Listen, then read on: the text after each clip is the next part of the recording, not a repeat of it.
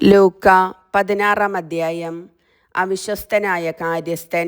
യേശു ശിഷ്യരോട് പറഞ്ഞു, ഒരു ധനവാന് ഒരു കാര്യസ്ഥൻ ഉണ്ടായിരുന്നു.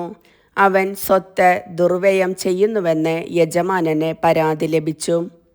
യജമാനൻ അവനെ വിളിച്ചു ചോദിച്ചു, നിന്നെപ്പറ്റി ഞാൻ കേൾക്കുന്നത് എന്താണ്? നിന്റെ കാര്യസ്ഥതയുടെ കണക്ക് ബോധിപ്പിക്കുക. മേലിൽ നീ കാര്യസ്ഥനായിരിക്കാൻ പാടില്ല.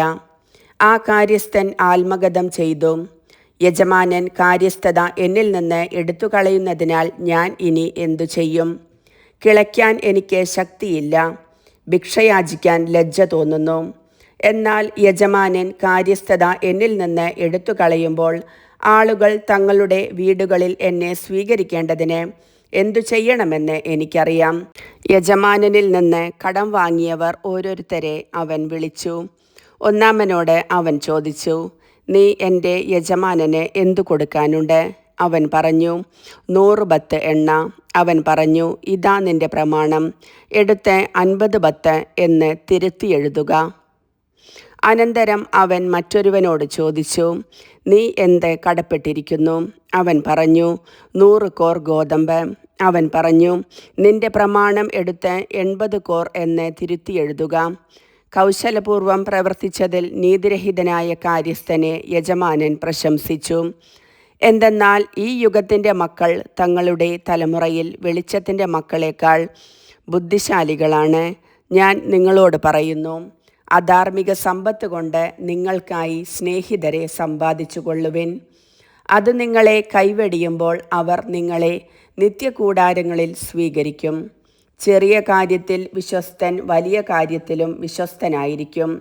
ചെറിയ കാര്യത്തിൽ അവിശ്വസ്തൻ വലിയ കാര്യത്തിലും അവിശ്വസ്തനായിരിക്കും.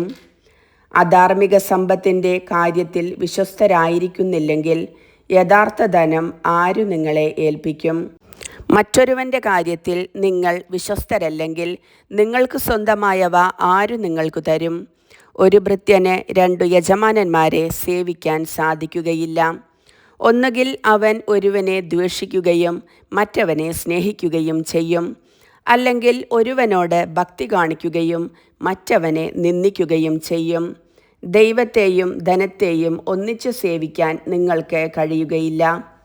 പണക്കൊതിയരായ ഫരിസേയർ ഇതെല്ലാം കേട്ടപ്പോൾ അവനെ പുച്ഛിച്ചു. അവൻ അവരോട് പറഞ്ഞു, മനുഷ്യരുടെ മുൻപിൽ നിങ്ങൾ നിങ്ങളെ തന്നെ നീതീകരിക്കുന്നു, എന്നാൽ ദൈവം നിങ്ങളുടെ ഹൃദയങ്ങളെ അറിയുന്നു. മനുഷ്യർക്ക് ഉത്കൃഷ്ടമായത് ദൈവദൃഷ്ടിയിൽ നികൃഷ്ടമാണ്.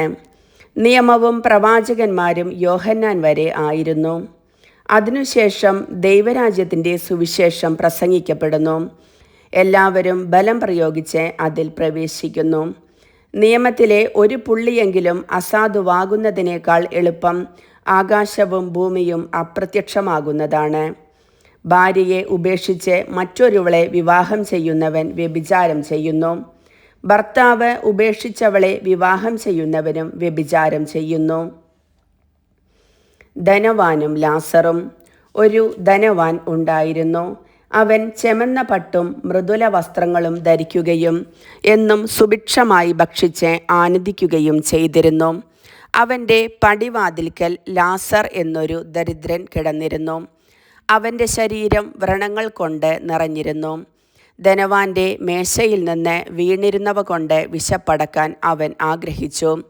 നായ്ക്കൾ വന്ന് അവൻ്റെ വ്രണങ്ങൾ നക്കിയിരുന്നു. ആ ദരിദ്രൻ മരിച്ചു. ദൈവദൂതന്മാർ അവനെ അബ്രാഹത്തിൻ്റെ മടിയിലേക്ക് സംവഹിച്ചു. ആ ധനികനും മരിച്ച് അടക്കപ്പെട്ടു. അവൻ നരകത്തിൽ പീഡിപ്പിക്കപ്പെടുമ്പോൾ കണ്ണുകൾ ഉയർത്തി നോക്കി. ദൂരെ അബ്രാഹത്തെയും അവൻ്റെ മടിയിൽ ലാസറിനെയും കണ്ടു. അവൻ വിളിച്ചു പറഞ്ഞു, പിതാവായ അബ്രാഹമേ, എന്നിൽ കനിയണമേ.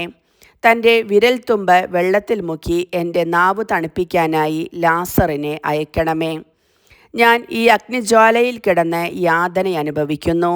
അബ്രാഹാം പറഞ്ഞു, മകനെ, നീ ഓർമ്മിക്കുക, നിനക്ക് ജീവിതകാലത്ത് എല്ലാ സുഖസൗകര്യങ്ങളും ലഭിച്ചിരുന്നു, ലാസറിനോ കഷ്ടതകളും. ഇപ്പോൾ അവൻ ഇവിടെ ആനന്ദിക്കുന്നു.